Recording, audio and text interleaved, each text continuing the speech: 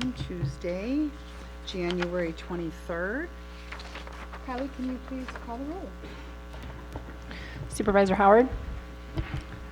Absent. Supervisor Gitlin? Here. Supervisor Hemmingson? Here. Supervisor Berkowitz? Here. Chair Cowan? Here. At this time, we're going to take a moment of reflection.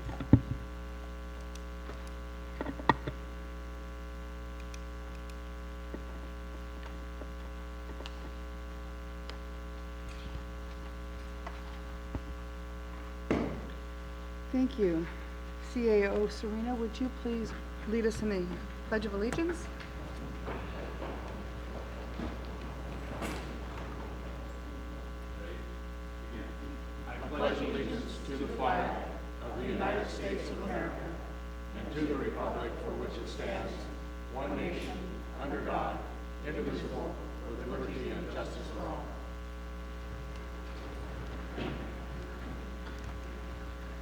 Introductions of new employees. Do we have any new employees here with us today?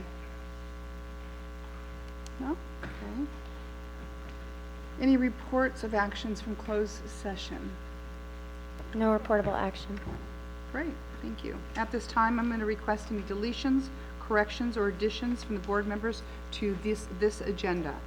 In order to add an item to the agenda, the matter must have come to the attention of the county subsequent to the posting of the agenda, and the matter must require action before the next regular meeting of the Board of Supervisors. Anything, gentlemen? I actually have a clarification, Chairman. I requested during my board comments last meeting to add several items to the agenda for discussion.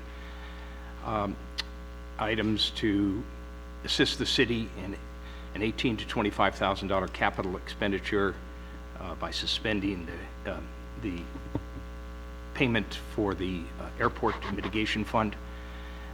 Funds coming out of there. I also asked for a discussion on temporary FEMA-type housing for public property to satisfy the Court of Appeals decision to provide an alternate location for those without shelter who are permitted to rest and sleep on public property. I also asked for a list of properties, county-owned properties, which might satisfy that, assisting the city and our community in general. And I only received a discussion on One of them. one of them. So, and I'll take up the other ones. May I finish, please? No, Okay, may I finish my comments, trying to please? Okay, you can explain when I finish and give you the microphone. For us to explain this problem that we have in our community by This is deleting... not something that is on the Okay. agenda to discuss. This is on the agenda. For No, me it to is not discuss... on the agenda. Item number 17, Madam Chairman, Supervisor- is on the agenda. Now, if we can discuss this, we cannot discuss this one item separate without including the entire conversation of how to fund it and what have you. Exactly. Now, And we will how are discuss you it, but allowing thank me... you. Thank you. Okay, I will explain it to you, but You thank will explain it to me. Yes, thank you. please do. Is there any other items that you gentlemen would like to talk about or just leave? Okay. Do you want to talk, you want to know right now why this was not put on? That's my request. Okay. So, let me go give you a little idea. So you have proposed to not repay a loan payment to the Stibson's funds in a way to finance a homeless shelter and to help the city with the pool, to help them. The Board of Supervisors have already discussed and taken action on the airport terminal loan payment a minimum of 3 times in the last 2 years. However, I will bring it up again when we have a full board, and that question will be asked again whether or not we want to defer a payment and not make a payment that is agreed to us by the county to make. But that is a decision of a full board, and we do not have a full board. So I will place that. The other 2 items you're talking about are a moot point, because until we take that action on whether or not to repay that loan, there is no money that you're talking about. You want to use that loan payment money to do that. So the 4th item was a list of properties that you requested, and that is on there. So those lists we'll talk about.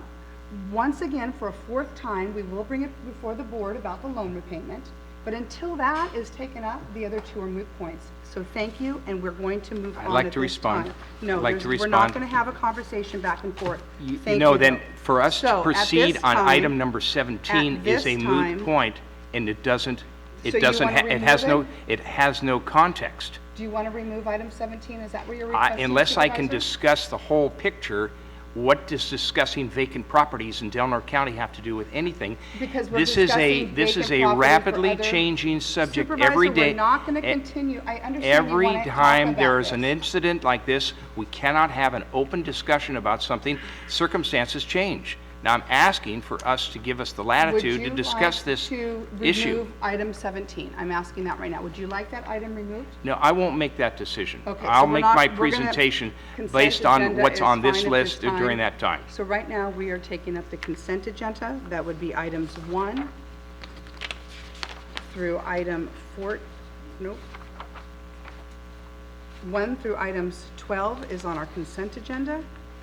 Madam Chairman, point of order. Do we receive other brief reports? Oh, I'm sorry, I moved right past that. No I problem. appreciate that. Thank you, Supervisor Berkowitz. Would you like to start off Sure. on that? Thank you.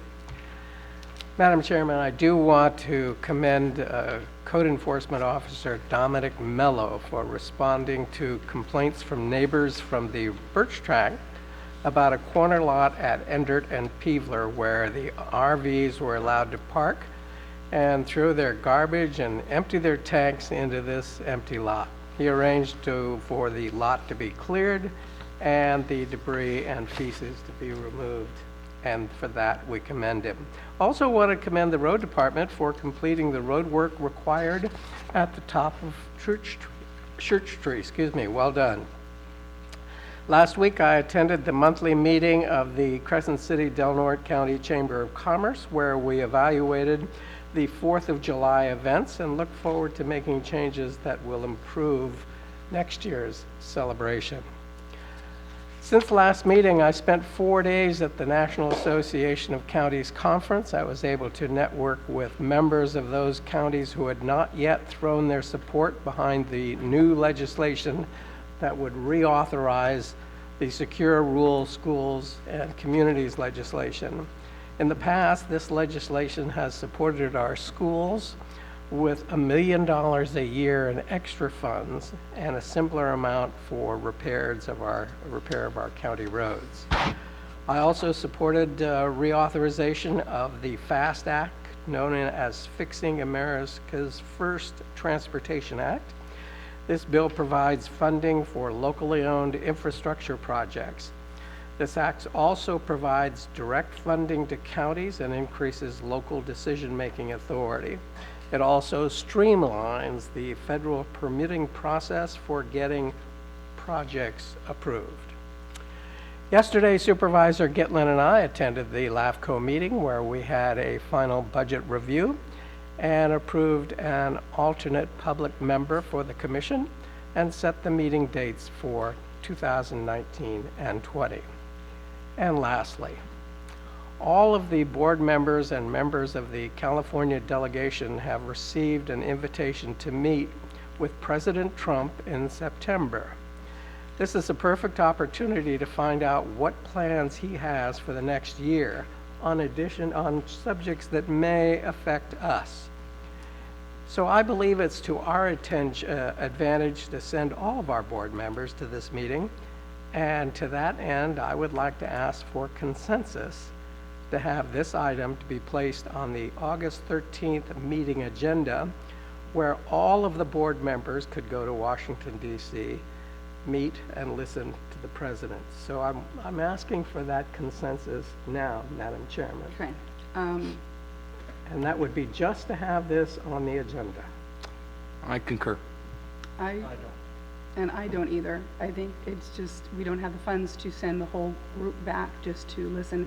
And it's not with the president, it's with a couple people of his secretary, of his cabinet. So it's not quite Sure. the truth, but I don't agree with that All this right, time. that's good enough. Supervisor Gitlin. Yes, a very busy week and a lot of things happening in the last moment, and I'm going to try to share all of that with you. We paid a visit to Juvenile Hall, and things are looking pretty good there.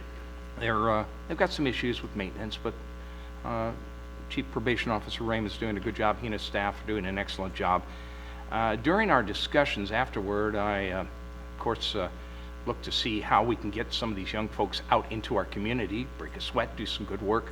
So Chief Probation Officer Raymond and I discussed a project which the young folks at Juvenile Hall can get out, and we completed that project last Friday at the wood chip dispersal project, which the Department of Animal Regulation was very happy to see about 10 young folks spreading wood chips around the dog trails. Now, if they didn't do it, someone would have to be hired to do that, so there was a savings to the county. So I'm very pleased to say on Friday, July 19th, I assisted the Juvenile Hall wards and in regulation and for the wood chip dispersal program along those many dog trails. I attended the point of honor dedication.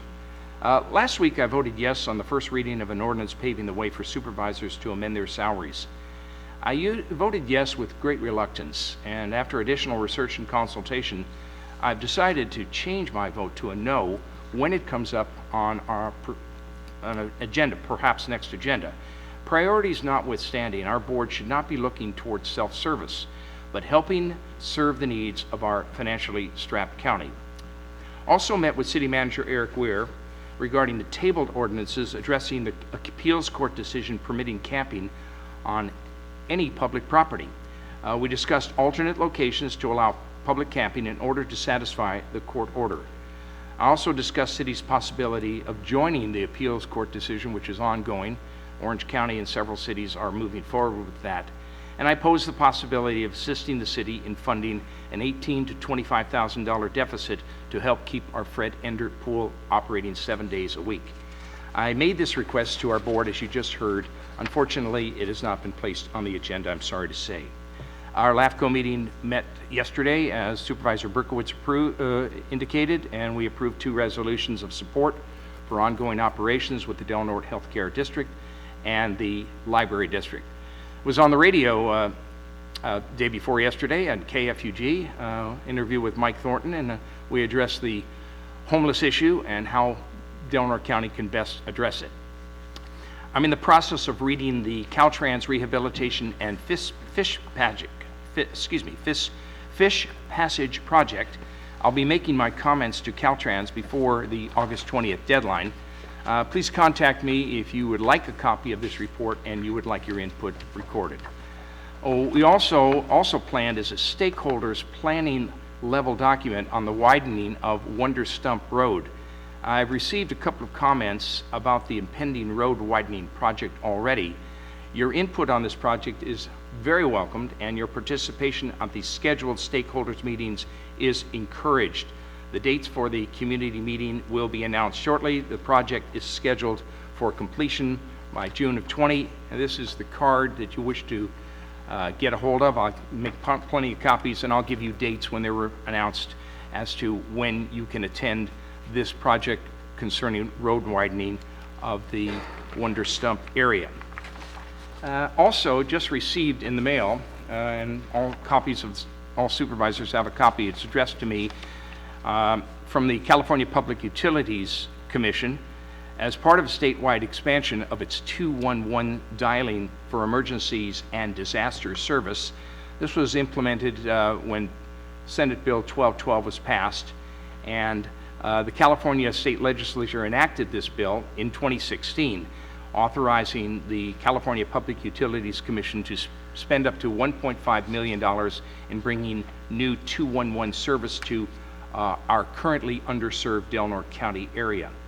These services operate during emergencies to provide critical public information and evaluations and road closures and other emergency alerts. Over the past 2 years, the CPUC has worked cooperatively with 211 providers and underserved communities to implement this initiative. Though the California Public Utilities Commission has contacted me because I've had ongoing communication with them. Remember when the cable service was down a couple of years ago during Super Bowl. So they've asked us to please participate in this service where additional state funding would come forward. We used to be part of this in January 2018 regarding Disaster 211 implementation, but we have since not followed through with that. So we're asking our board and all the supervisors have a copy of this letter to look into this to see about how we can implement 211 service here in Del Norte County. Also, I continue to receive comments from the county about the deterioration of quality of life issues in Del Norte County. This past week, I heard from 3 different individuals, including an individual, a woman who's lived in the city for over 6 decades. The individual enjoys her family close by. She's very happy that she has her family close by, but I'll use her words, she's mortified to see out her front window public urination from occupants who live in RVs who are currently parking on public streets in our city. Now, of course, the city has passed an ordinance, but at present time, this doesn't prevent this kind of behavior. These incidents are not standalone and reflect the level of disappointment and despair that many in our community share to our elected individuals. The Relay for Life event took place over the weekend. I was unable to participate in something I'd promised to do, which is get into the dunk tank due to an impending medical procedure I'm going to encounter next week. I want to recognize Chief Menzel and Sheriff Apperson at this time, who volunteered to be in the dunk tank. And I understand, Sheriff Apperson, you suffered a little bit of an injury. That's what I'm told, and you're recovering from that, so you're quite a trooper, and I appreciate your doing that, and I'm sorry we couldn't participate in that at this Relay for Life event. And lastly, on a kind of a somber note, my neighbor and friend, former District Attorney John Alexander, requested that I read at his meeting his response to an email he received from the Del Norte Triplicate, the new owners, terminating his regular column, which is called Angels and Desperados. This event occurred in writing and a submission. My last article, it's called Coming Home. He's given me the copies, and I think all the supervisors have copies of his final column. Mr. Alexander has written for the county for many years and expressed his love for the county over, I guess it's a better part of a decade. Ironically, the submission of Coming Home arrived on her death knell, and I just wanted Mr. Alexander's writing me to make available a venue, which of course will be here, me telling you about this, and then on Facebook expressing his deepest gratitude for those publishers and staff of the Triplicate for placing his words and his heart before this community, and his love for his readers who've appreciated him over the years. He also makes mention to the dunk tank incident and thanks the chief for sitting in bearing type seawater for over an hour in the dunk tank, and Sheriff Apperson, who was injured during the course of said service. Mr. Alexander apparently was operating the machine when it didn't function properly, and we're sorry, Sheriff Apperson, it caused you a little bit of discomfort. And for that, that is my report. Thank you. Supervisor Hemmingson. Yes, thank you. I had a Border Coast Regional Airport Authority meeting. I've had a couple of whale gear innovations conference calls. Had a meeting on Congressman Huffman's public lands bill with his field rep John Driscoll. Also there was Grant Werskell, Taylor Carsley, and on the phone was Ryan Henson. So discussion is continuing on about that bill and the impacts to Del Norte County. As was mentioned, had an invitation to go to juvenile hall, which is the first invitation I've gotten since I've been a supervisor to tour juvenile hall. It was a good visit, lasted about an hour. Pretty impressive on what they're doing out there and what they want to continue to do. We had a meeting with staff on the Klamath Dam removal proposal on impacts to Delmark County. Had a meeting about the elk issues at the Grange in Fort Dick. It was well attended. It was with Fish and Wildlife. They gave an update on where they're headed, where they're going. It got to be pretty heated at times. It's been a long time coming and not much action in the last 15 years. And people are a little frustrated over that part of it. So those discussions will continue and hopefully will come to solution.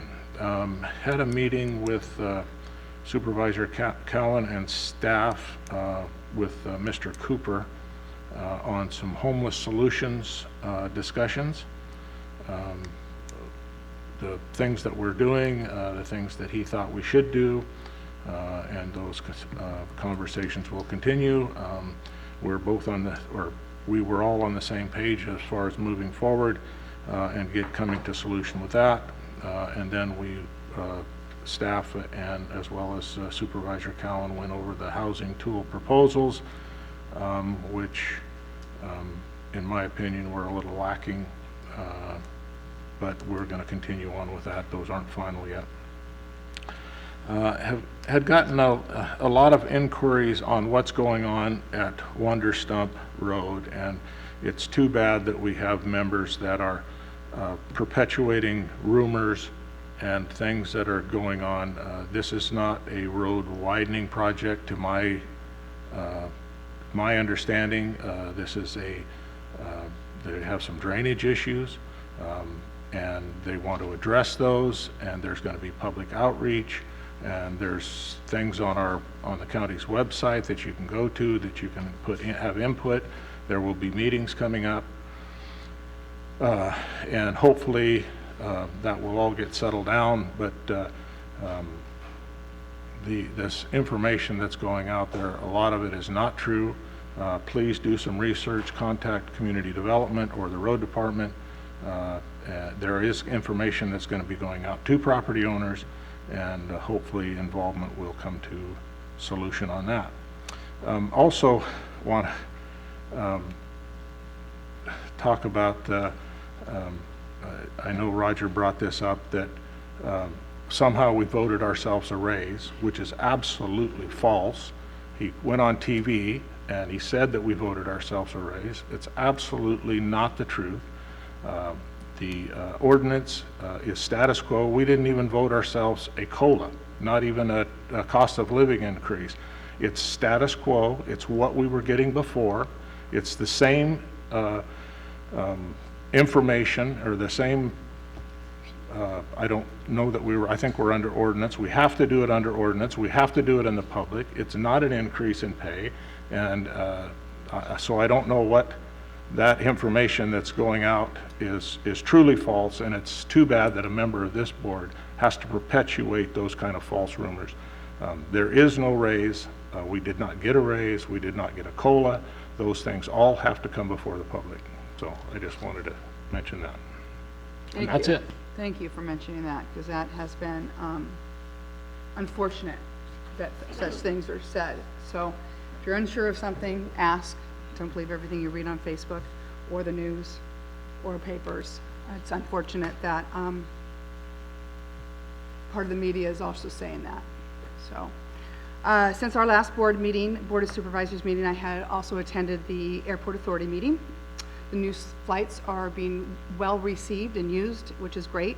Also, I don't know if anybody's noticed, but we have a new food truck out there, and she's out there in the afternoon flights. I think 11 to 3-ish is when she goes out, or until she runs out of food. Kind of a fun thing, making sure there's food out there when people come in. If you haven't been out to the terminal, please go out and see it. It's wonderful. The new sign's going up. It's not completely done, but Jill and the Mungers have done the sign in mosaic, and it's really cool. I can't wait to see it finished. Had a meeting with Mayor Inscore about homeless and what's going on, as well as public safety. Not to be continued. Met with Greg Burns while he was in town to also discuss the airport, last chance grade, the dam removal project, and other many, many other topics concerning Del Norte County. I got to travel to San Luis Obispo to represent coastal counties last week and sat at the board along with 6 other county supervisors from California and 6 city leaders from California to sit at the California Coastal Commission's board and meeting. The topics were sea level rise, short-term rentals, and the LCPs, the local coastal plans for the counties. For us, sea rise level does not affect us. We have just the opposite. And but it was, I think for me, it's like sometimes Del Norte County gets kind of pushed in with everything else that's going on with California. And I wanted to make sure and hear it from them that things were going to come down the pike that was going to affect us. It really didn't affect us. You know what I'm getting at? You know, sometimes policies and procedures are put into place to help other areas, and it really doesn't affect Del Norte County. So the meeting was great. It was all day, actually a couple days, and very interesting to see what's going on around the community and the Coastal Commission's buy-in to that and what they're there for. Came out with a better understanding. I've dealt with Coastal Commission personally on properties from Southern California up since the 70s. But to understand what they're doing in their position was really good to hear. I know our county has issues trying to get our LCP through and the long waiting periods and all that, and walked away being assured that things are changing over there and moving quicker, a little bit quicker. Also got to have a brief conversation, actually a couple of them, with the new director. I guess he's been in the seat for a few years now, about the dam removal and how it's going to affect our coast and what we can do, and you know what their opinion was on that as well. So all in all, that meeting very informative on many, many different levels. Had a meeting with Heather Snow and Joe Campbell Blair regarding an MOU for mobile showers, or the potential of mobile showers. Had agenda review for this meeting. Had a solid waste management authority meeting. We're looking at the new trash receptacles. I'm sure you've seen those beautiful ones we have around the community, but they're now rusting and falling apart. So looking at replacing those. Had a meeting with Heather Snow and Charlene Mazie from the Senior Center to discuss potential mobile showers. I know I briefly have discussed it a little bit. We're hoping to do mobile showers. We've tried to bring together, myself and Heather and Tony, about 19 or 17 different nonprofits as well as faith-based groups to work together to try to bring this to our community. It's something that the county can certainly help in paying for, but we can't run such a project. So we're trying to bring the community together to do this. So there's been a lot of meetings on that. Also, as Supervisor Hemmingson mentioned, had a meeting with David Cooper along with Jay Serino, Heather Snow, Tony, myself, discussing the progress that we're making. He brought up a lot of things at the last meeting, some of which we are doing, and I think sometimes we're just not, I know I'm not the best of getting out what's really going on. I just have a habit of just getting it done and taking care of things, and getting it out to the public and saying, look what we're doing, I'm really bad at. So it was nice to sit down and explain all the things we are doing with him. Some of which he had brought up, and discuss items, and to hear that he wants to work with us and move forward. It's about solutions, folks. We have an issue. It's a community problem, and there's so many of us, especially in this room, looking around, people that I meet with regularly, that are working on solutions for the homeless. So that was a great meeting. Later we had another meeting with myself, Jerry, Jay, Heather, and Tony again, because Housing Tools, which is the consulting firm that was hired out of the first money that has come down from No Place Like Home. They did a lot of community outreach, and then took that information.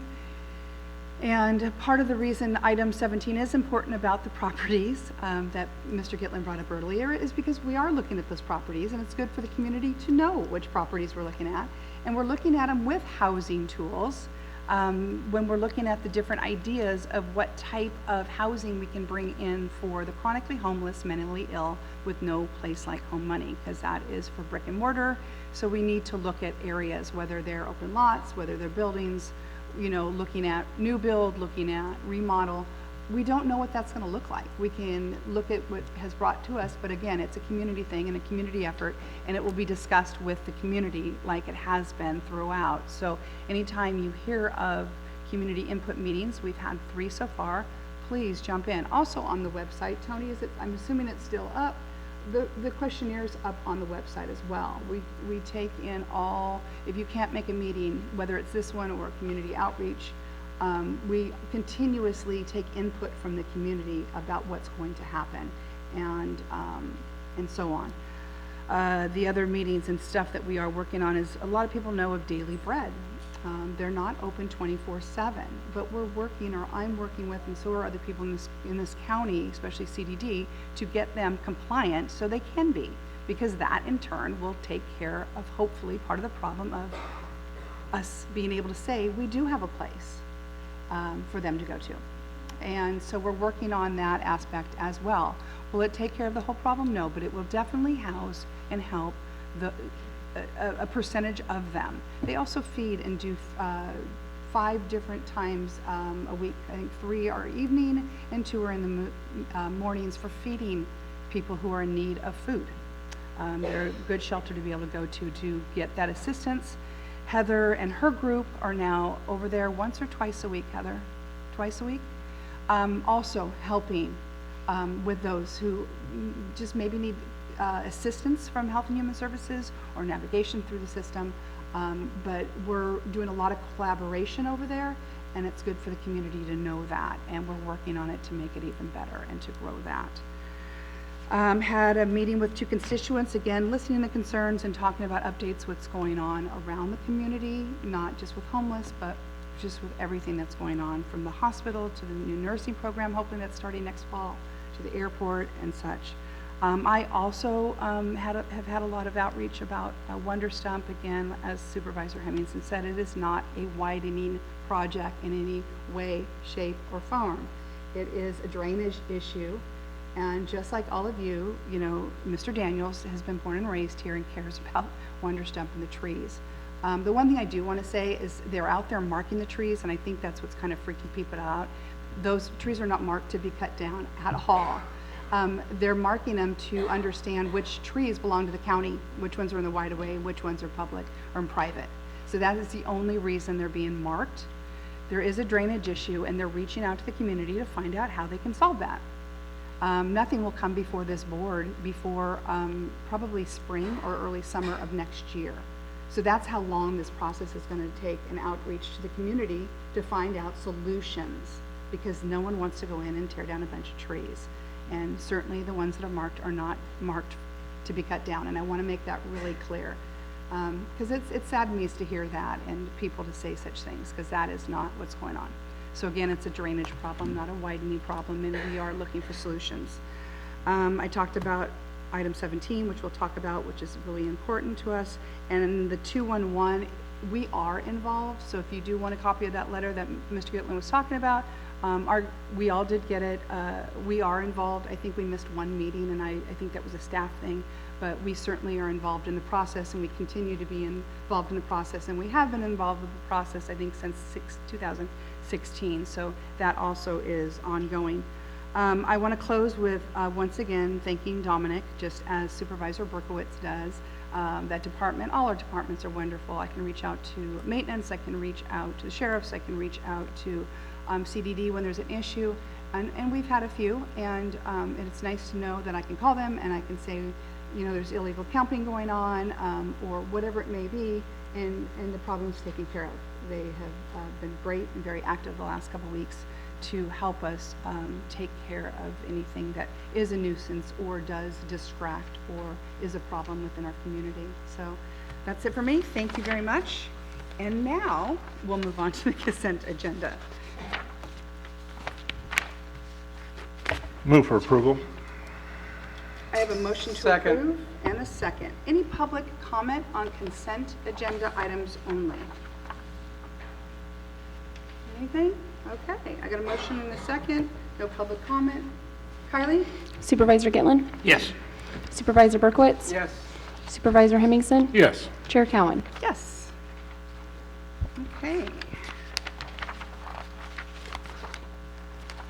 Moves us on to item 13, which is public comment period. Members of the public may address the board on matters which are within our jurisdiction.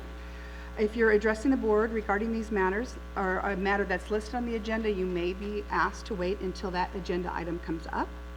And then please limit your comments to 3 minutes or less. Any public comment at this time?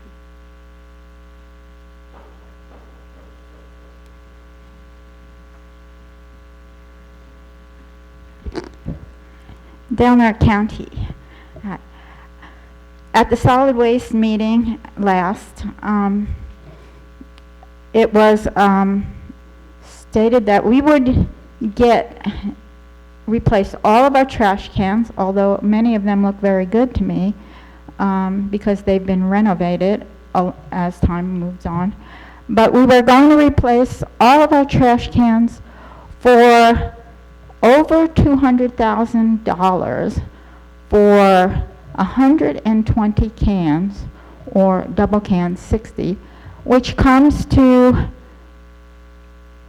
over 200,000. That comes to approaching $2,000, $1,800 a can.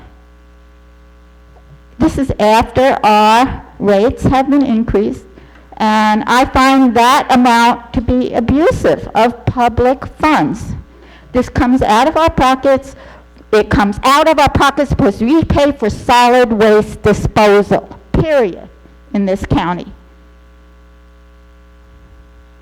Don't tell me no. That comes out of our pocket one way or another.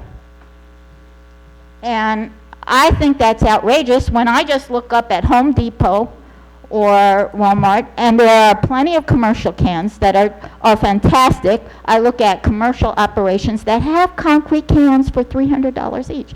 I don't want to pay. I don't want to next year find that my trash rates go up again because we wasted thousands of dollars on cans when there are very good alternatives out there that Home Depot will deliver it to our door for $300. Walmart they have stainless steel cans, they have concrete cans. This is absurd. And I agree with you, Lord Count. They couldn't even find a can for us that closes the opening because they have openings that will allow rats, mice, birds, squirrels in. That's not good. There are better alternatives out there, and that are, wow, $300 for a concrete one. So I suggest we reject this. I don't see why the county is ceding their selection authority. You know what? The public was given one can. That was the presentation, a choice of one can. There was no public review of what the criteria was for selecting this can, what the alternatives were. They've already selected it. Well, I don't think the county should cede its selection power to the city. Thank you very much for your comments. Thank you. Any other public comment? Victoria Dickey and Bob Berkowitz District. So many times we do see things on the internet that are upsetting, frustrating, contradictory. Last week I was out of the area and something came across my computer before it did a nosedive and killed itself. It was one of the best things I've seen for Delaware County in a very long time. Unfortunately, apparently the dancer may have been injured, but I don't know if you have seen the dog that dances around and shows various areas of Delaware County, dressed up like our sheriff. It was wonderful. He should be commended for that, and I certainly commend him. Thank you, Eric, for making my day that day. Thank you. Very cute.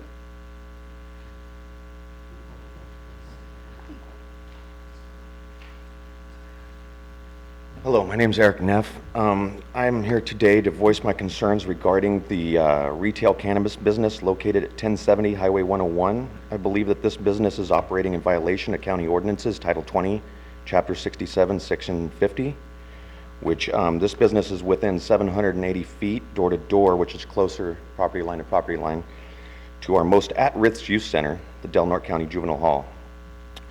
It is also within 1,000 feet of Cornerstone Church, which prides itself on being a kids' church and has many youth activities. So I believe this might have been overlooked by the Planning Commission. The fact that it was too close, it's in violation of code. They overlooked the Chapter 67, Section 40, Line 5, sensitive land use, being too close to churches, schools, and public buildings.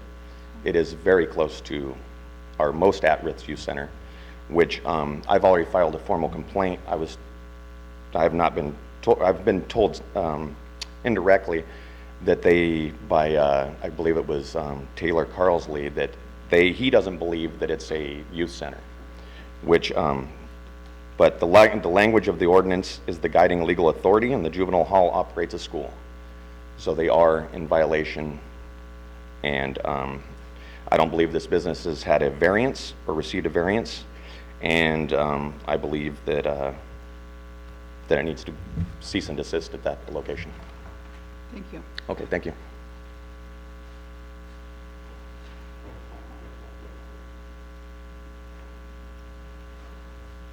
Good morning.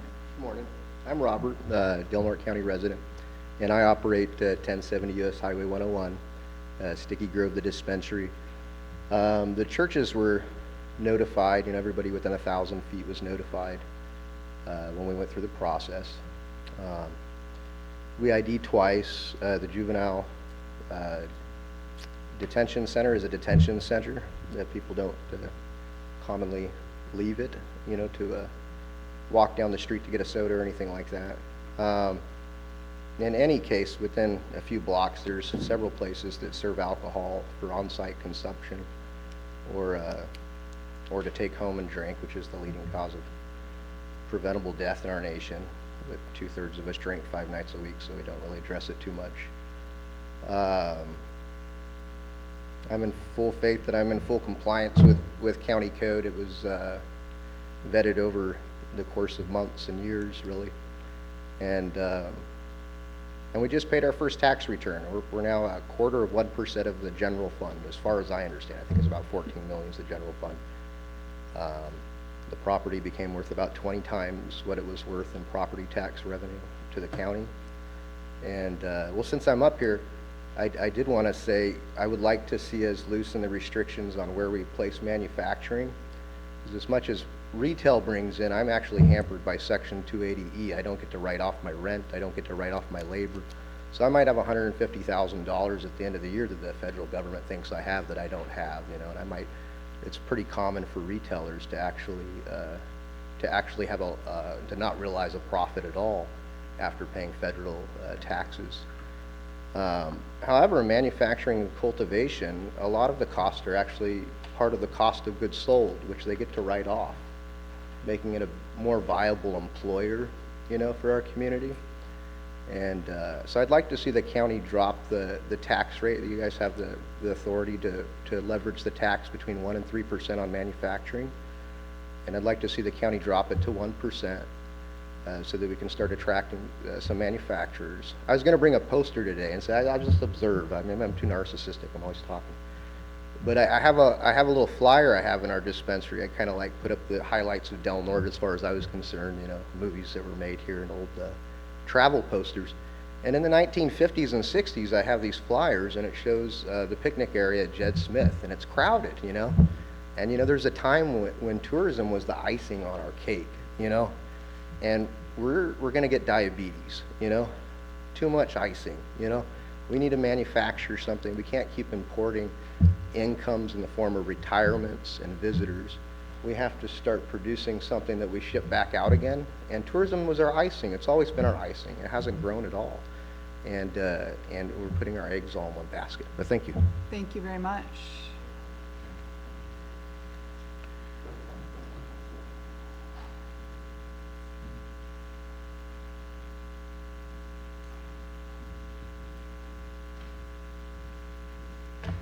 Good afternoon. Patty McCauley, former owner of Redwood Coast Collective, 1890 North Crest Avenue. I'm here to address the board on the ordinance and what they're permitting for collectives. I asked my legal counsel if I stand ground with the juvenile hall being close to the other dispensary. He said yes. Firstly, you should be grandfathered in because you've been in continuous operation since 2010. You've been paying taxes, employing people, and providing for local patients for years. The state licensing agencies granted priority status to all existing operations that gain local authorization. Secondly, you should be issued a variance. If this other operation has not received variance, then they are in direct violation of the ordinance. It doesn't matter what someone's opinion is of the juvenile hall. The language of the ordinance is the guiding legal authority. What about all the other relatives that visit the siblings there? They're not locked down. Thank you. Thank you.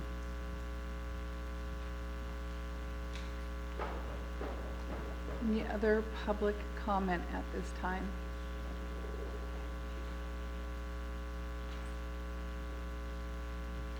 Okay. Seeing none, we'll move on to item 14. Good morning. How are you today? Fabulous. How are you? Great. Good to see you. You too.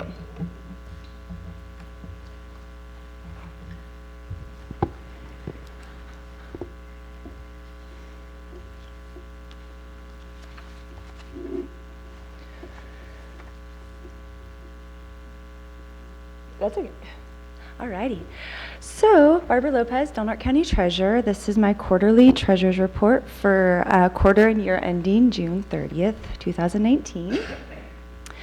So we closed out the quarter with a portfolio total of $42,968,698. Not much change since last quarter. Our U.S. government agencies total about 46% of our portfolio at about $19 million. Our CDs are right at 26% of the portfolio, which is a little over $11 million. Our local agency investment fund, which is our liquid account, is a little under $10 million. And our mitigation fund is holding steady at $2.7 million. And CalTrust is at the same that it's been for about a year now, about $500,000. Okay, so I wanted to talk a little bit about sort of our activity that we've had the last 6 months. We've had very little investment activity. Our cash flow has been pretty low. I haven't felt comfortable purchasing anything just because of some upcoming expenses this summer that we're having and just the little reserve money that we have in our LAIF account. So with that said, LAIF is earning more than a CD and a government bond just because the rates are going down. So it's good, you know, that our money is sitting in LAIF, that I don't necessarily need to buy anything or have the funds to buy anything. But it is a little concerning to me. I am hoping to see after summer months and the school's state apportionments come in that we can get LAIF back up to where it needs to be. And then obviously after that happens and cash flow allows, I'll definitely start purchasing again. I want to pick up bullets and not do any callables if I can, just because rates are really low right now. And then overall our cash flow for this year was in the negative 1.8. I'm not really sure if that has to do with the airport finalizing all their construction, or if the schools have spent maybe some reserve money. It's really hard to tell. The schools are about 80% of our portfolio, and I don't have a lot of communication with them. I'm working really hard at it, but they just don't communicate with us too well, and I don't talk to the budget team over there at all. So I'm trying, though, just to get an understanding of what's going on. So our interest earnings for the quarter were great, 221,000, and we'll continue to see that probably next year. It'll start going down just because I haven't been really active this last 6 months in investments and with rates dropping. But until that happens, we'll just keep enjoying the higher interest earnings. So as you can see, our rates are definitely lower than they were last quarter. LAIF is still sort of lagging with that. Their daily rate's 2.4. It's a little bit less right now, but when I closed out in June, it was a little over 2.4. And then the 5-year agencies are a good indicator of the market. A bullet's about 2%, maybe a little bit less right now. And then CDs are trailing. They're always a little bit more than what the agencies are, but yeah, everything is going down. Hopefully not too much lower than it is now. And then, as I said before, I was unable to purchase anything this quarter. We had one maturity called, or excuse me, one bond mature, which was great, and I didn't sell any CDs. There was no activity in the CD market. So this is what has me a little perplexed. April's cash flow projected to be over $3 million, came in at $333,000. And I needed those funds, we're fine, but I needed those funds to help pay for our unfunded liability payment. We have Trindle payments. What it comes down to is that in March and April, the school's check runs totaled over $7 million. And that is about $3 to $4 million more than what it was the last 2 years. So I reached out to Jeff Napier and Jeff Harris, and I was able to identify some one-time expenses that I wasn't aware, they didn't tell me that we were going to have. So I'm planning for that next year. There's a couple lease payments that they've got going for the next few years, so I'm planning for that. But that April taxes is sort of our bread and butter to get us through the summer months. So we're pretty low right now. We're safe, I don't need to sell anything at this point, but I just wanted to bring that to your attention. And so might need to even start looking at saving even more in December than I would normally. If I'm not purchasing as much in December, it's because I'm planning for April. May came in at 2.7 in the negative on our cash flow, and that was accurate. June is always low. Projected cash flow for July, August, and September, I feel pretty confident in that. That's sort of where we're at right now. We've already taken over $5 million out of LAIF in July. So, and again, that comes from $3.3 million out of our unfunded liability PERS payment. That was a big hit to the cash flow. And just summer months are lean. So we have about a $4 million state apportionments for the schools coming in next week, so that'll be good. So overall, I just wanted you to know that we're pretty low right now, and if you don't see me purchasing a lot, that's why. But I feel good. I'm not worried about having to sell anything. We might have a couple calls come in, which would be good too for our cash flow. Thank you, Barbara. That's what I have. Any questions? Barbara, I have a question about this cash flow bleeding, and I'm looking at it. I always like to compare a year ago to date to now. So I see May is a serious deficit, June not as bad. For reason, you have a little bit of a black ink for $392,000. So how does this compare with revenues from 2018, the same period? Are the deficits becoming deeper? Well, like I had mentioned, March and April's check runs for the schools were over $7 million, and so we saw that hit our cash flow in April with everything that was clearing. So that was definitely more than the last 2 years, and I would attribute that to this sort of negative going on here. I don't see summer being any more than normal. The shocker again was the over $7 million in checks outgoing. Revenue for taxes and all the other revenue was right on spot. So it's just their expenses they had. But now I'm a little more aware of it. There's a couple one-time items that they didn't let me know about, so I'm going to make sure that I keep communicating with them and try my best to get some more info ahead of time. be Thank you. proactive. Thank you very much. Okay, thank you. Appreciate all that you do for the county. Absolutely. Okay, moving on to item number 15, direct staff to submit a Coastal Conservancy grant application as requested by the National Resource Goals Committee. Is that you, Miss Heidi? It is. Good morning. Good morning. Okay, this kind of came upon us very suddenly, but we were approached about the possibility of applying for a California Coastal Conservancy grant in order to look at some of our public access points along the coast that are currently owned by the county.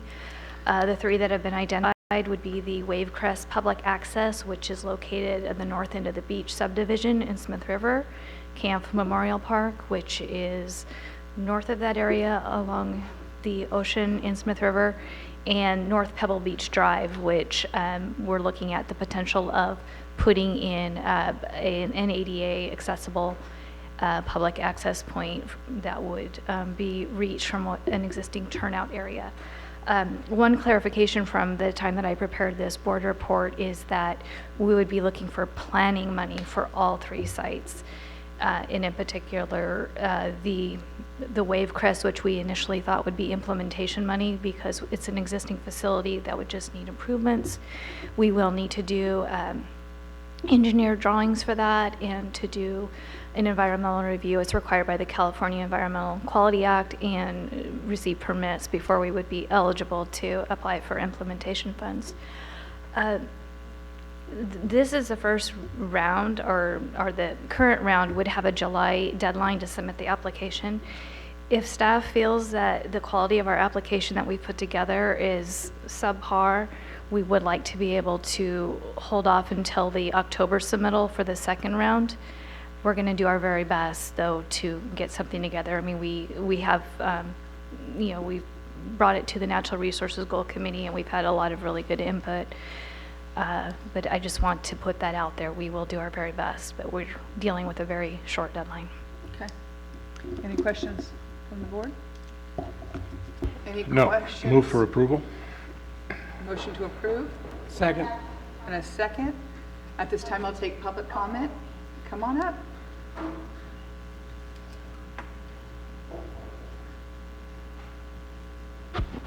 Eileen Cooper. Perhaps some of the grant money could be used for something that I see as pretty really very needed along South Beach. Our access there, issues there, is such that we have cars going down to the beach uncontrolled. We have and now we have erosion problems that is undermining the road with high tides, causing, problems. I think we ought to use some of this money to see if we can restore some of the berm areas and provide a little better access along South Beach. To me, the kind of road impacts that we're incurring from the uncontrolled beach access is a big issue that needs to be corrected. I don't seem to be doing anything about that. And there's 101, and he washed away. So, thank you. Thank you. Any other public comment on item number 15? Okay, I have a motion and a second. Kylie? Supervisor Gitlin? Yes. Supervisor Berkowitz? Yes. Supervisor Hemmingson? Yes. Chair Cowan? Yes. Item number 16, approve and adopt the lactation accommodation policy prepared by County Council and the Human Resource Risk Management Office as requested by the CAO. So I'm going to go Kathy? ahead and take this one since, Kathy's- and Kathy's going to come up Okay, and perfect. answer any questions that, that I maybe can't answer. Great. This is the lactation policy. It was requested by some of the unions and is required by state and federal law that we provide lactation accommodation for employees who are nursing. So we have created that policy, went through meet and confer procedures with the unions on that. And we're here today to present that policy to the county.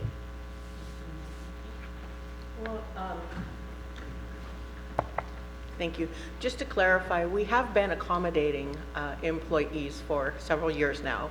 We just didn't have a clear guidelines or written policy around that. So in collaboration with SEIU, the union, and some of our other bargaining groups and stuff, we bring forward this policy to you today. Thank you. Any public comment regarding item 16?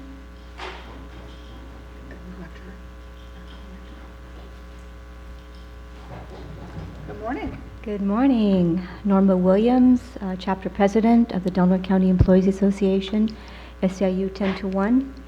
In 2010, the ACA amended the Federal Fair Labor Standards Act to add new workplace protections for nursing mothers.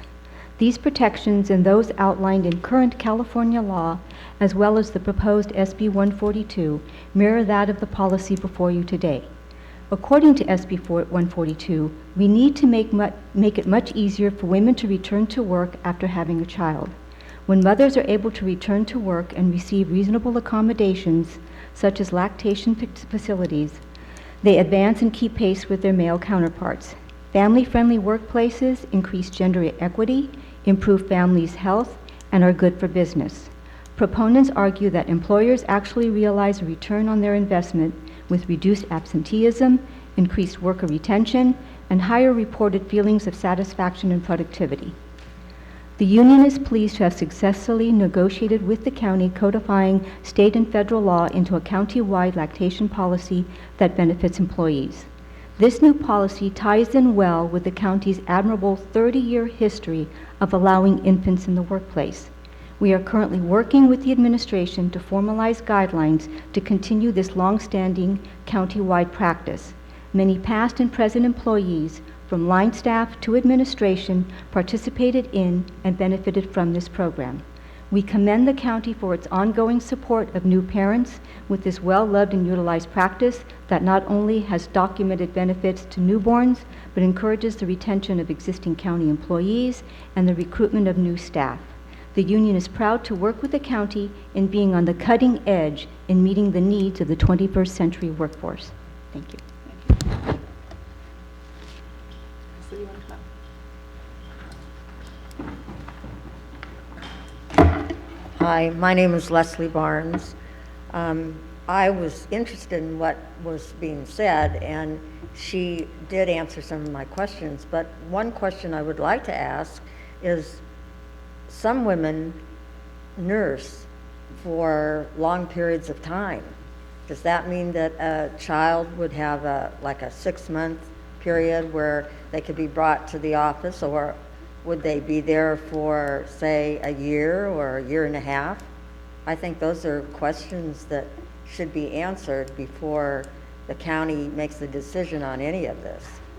Yes. Kathy, you want to? Or Liz, So do you want to? this is not the infants in the workplace policy. That is still being negotiated between the county and the union at this time. This is only the lactation accommodation policy, which will remain regardless of what happens with the children in the workplace policy. Does that answer your question, kind of? Kind of. Clear as mud? There's another policy that goes hand in hand with it that is still being worked on, and that will answer the questions of length of time. So nothing today has been Not in this particular ordinance or policy that we're going through, yeah. So Kathy, I'd just like to ask a quick question with regard to this policy. It's already in existence. What is, someone gets 12 weeks of maternity leave and then they come back to work, and this is after this 12-week period to continue to nurse, and that's already existing policy? Is that what your statement is? Yes, that is correct. The lactation accommodation policy is mostly for expressing breast milk for those women that choose to do so while they're at work. Currently, under the law, employers have to provide a place for women to be able to do that. This policy just puts in writing what those procedures are and encompasses what is currently required under state and federal law. It is a separate issue from those who may want to bring their children to work. This is not. So this has nothing to do, is there a time frame involved in how long a period someone is working on the job and at the same time they're going through this lactation policy of nursing? 15, 20 minutes, half an hour, 2 hours a day? Is there some kind of limit on this? So does it interfere with the employee's contribution and as she's working? Under the law, the employer has to provide a reasonable amount of time. That can also be tied along with when the employee is regularly scheduled for their break, either the morning or the afternoon break. It is generally something that is worked out between the employer and the mother's needs. And just to point you to Section A, it says lactation break. So all under that section that's provided in the board packet, it says a reasonable amount of break time must be provided to employees who want to express breast milk. Cumulative total 30 minutes or less, any 4-hour work period or major portions of a 4-hour work period will be considered reasonable. And then it goes on where accommodations may need to be made. And that would be done through the appointing authority, so the department head. So it's kind of spelled out in there what would be reasonable, and the law requires reasonable, and then we've placed in policies in consultation with the union as to what that reasonableness will be. Thank you. Any other public comment on item number 16? I'll entertain a motion. Move to approve and adopt. Second. I have a motion and a second. Kylie? Supervisor Gitlin? Yes. Supervisor Berkowitz? Yes. Supervisor Hemmingson? Yes. Chair Cowan? Yes. Item number 17, discuss and give direction to staff to provide a list of vacant or unused county-owned property as requested by Supervisor Gitlin. Well, I'm going to try to understand and speak into the context of what this is all about. And we're looking for an alternative site or sites to satisfy the appeals court decision and provide a staging area. That's basically it, what the purpose of this is. So I would like to pursue this with the understanding that the purpose of this is not to do something that is development-wise, but to actually provide the vacant land. So someone, instead of parking their tent in a public area, they now have an area where they can go into a county-provided parcel. And so I'd like to see this pursued and see what list of properties are available that might suit those needs. So are you making a motion to direct staff? So moved. Second. I have a motion and a second. Any public comment on item 17?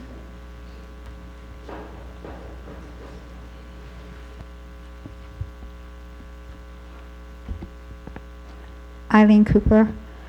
I appreciate an effort to move forward to find a place for temporary shelter and staging area for the homeless. We have made very little progress, no progress really. The Daily Bread Ministries will not solve our problem. They are a religious organization. We have to have a secular organization in order for us to tell people who are digging septic systems in our wetlands that they can't be there. And in our parks. And we need a viable alternative, and we need it on an emergency basis here. had a talk with the violation officer at Coastal. I don't think we're doing all we can to keep people out of the wetlands and rivers. According to his interpretation, and I will ask Coastal further on this, he stated, and in writing, that we have full capability to restrict homeless from certain areas. It's just that we're not doing anything about it. We don't have to let them everywhere. Our enforcement isn't doing their job in keeping our wetlands and our ESHAs clear, in keeping our highly scenic areas clear. You can take a map and designate where they are not allowed. You just can't say they're not allowed on every public property. But you can specify what areas are totally unacceptable and make sure our enforcement gets after it. Because we went on cleanups and we cleaned up the trash, but we didn't clean up the cesspools with the boards over them. They're still out there. You know, and there's a wretched smell coming from the area behind Home Depot, the cemetery. God knows what chemicals are in there. And the fairgrounds has spent our tax dollars, which we allowed a quarter cent, part of it, a substantial amount to clean up back in their property. So they're not very happy about the inaction either. This is 4 years that we've gone without a place. That is not doing a job. Thank you very much, Ms. Cooper. Appreciate your comments. Any other comments? Supervisor Hemmingson? Yeah, you know, it's always disappointing that there's never a board report with this kind of stuff saying why or giving any kind of data on what it is that we're looking for, or what staff is supposed to be looking for. Are they supposed to come up with some idea that's in Roger's head or something on what vacant properties they need to come up with? So, you know, this is really hard to be supportive of when it's so ambiguous that that there's nothing there. I mean, I don't see anything there. I don't see any requirements. Does it have to be a 10 by 20 or 2 acres or 1 acre, or what is it that we're looking for vacant properties in order to have staff time be looking for something that we don't know what we're looking for and just come up with a list of properties? I mean, we have vacant right-of-ways. We have you know, little pieces all over the county that probably belong to the county.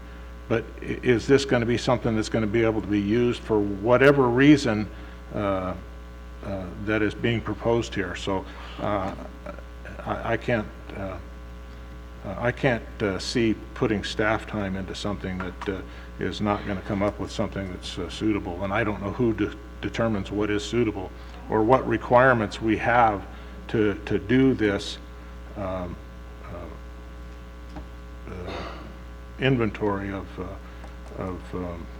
properties.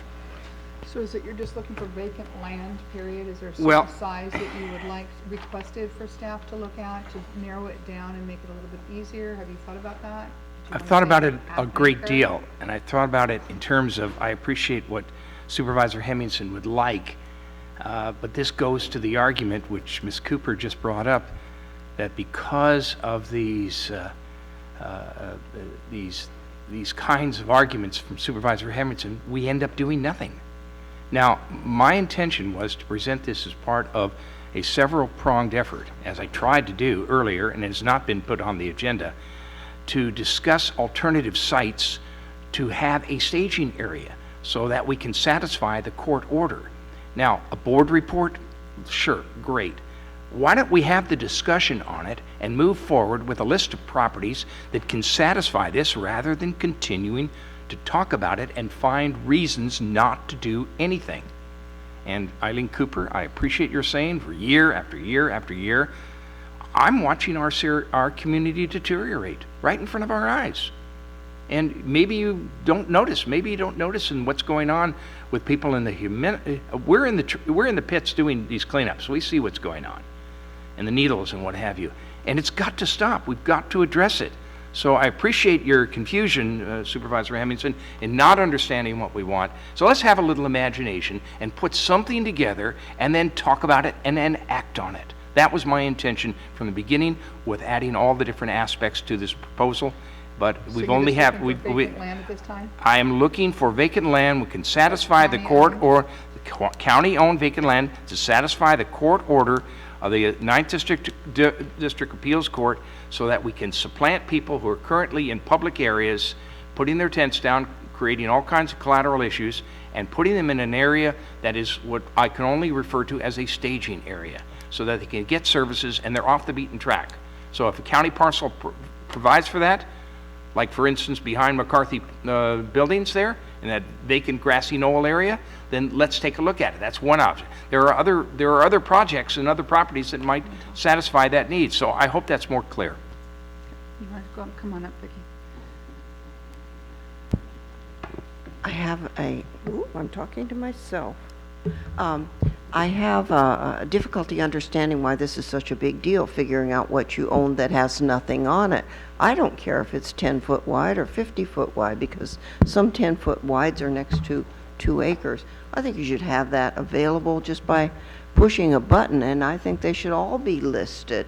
Not necessarily usable, but at least you can look at the overall picture. We don't own that much land in Crescent City and in Del Norte County. The government owns it. We've got the Indian tribes owning a bunch. We don't own that.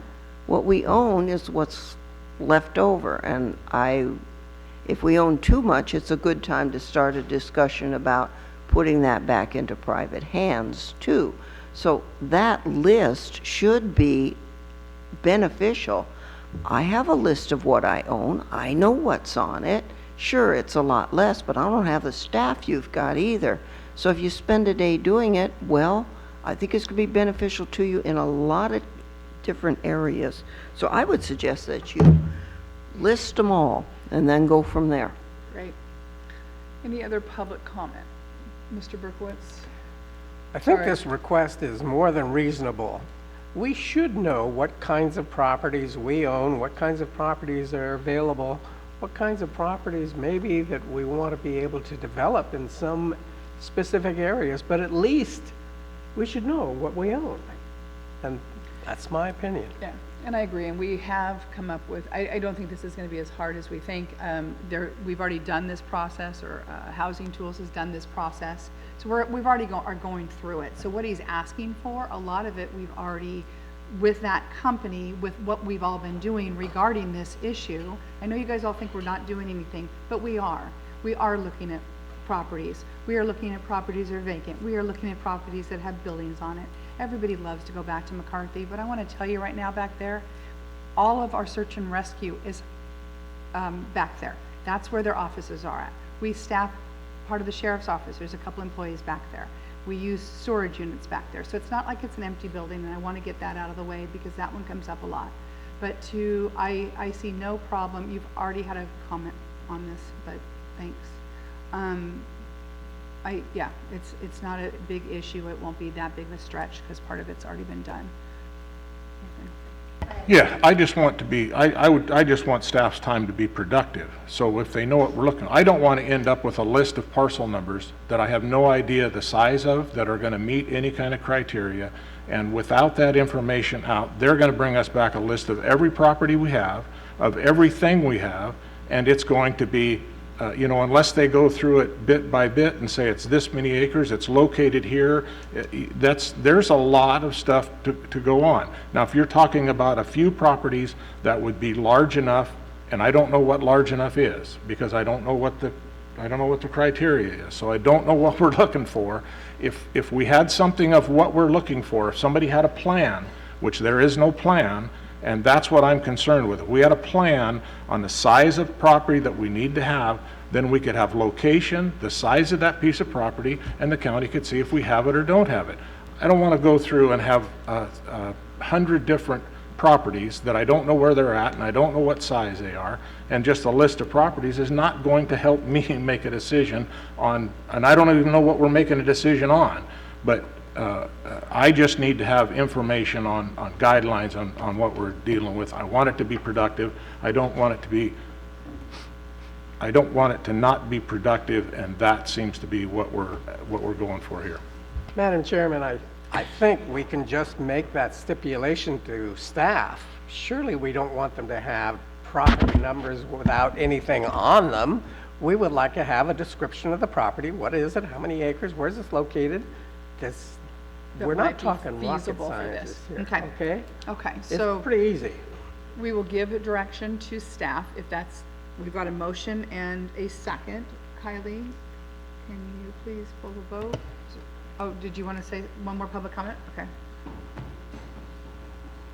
I just want to say one thing.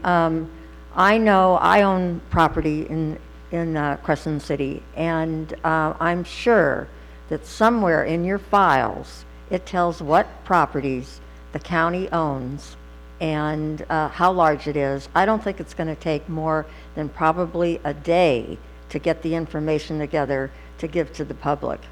Okay, and I think that the people that need this information are the sheriff and the police chief, and whoever is going to plan to build something on those properties so we have a place for the people to use it.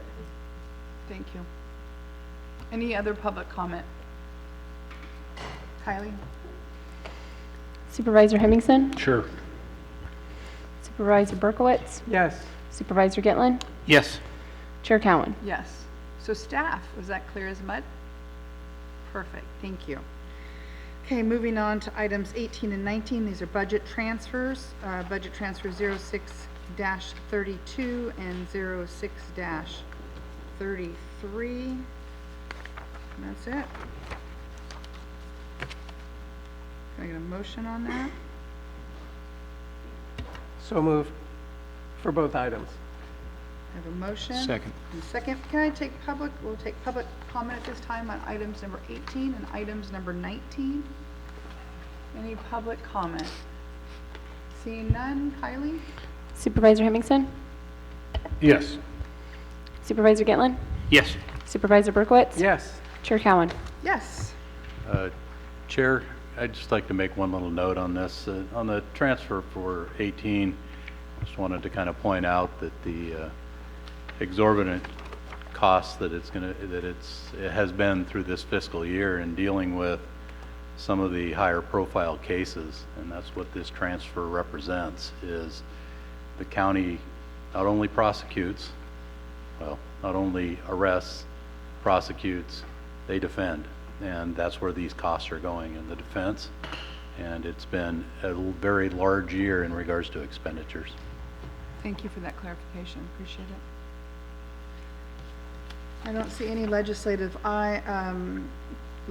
issues. Is there anything, Jay, that we should be aware of at this time? No letters today. Nothing at all? Anything from the board on legislative issues? Seeing none, I'm going to adjourn this meeting. We'll see everybody at the next meeting on August 13th. The meeting is over.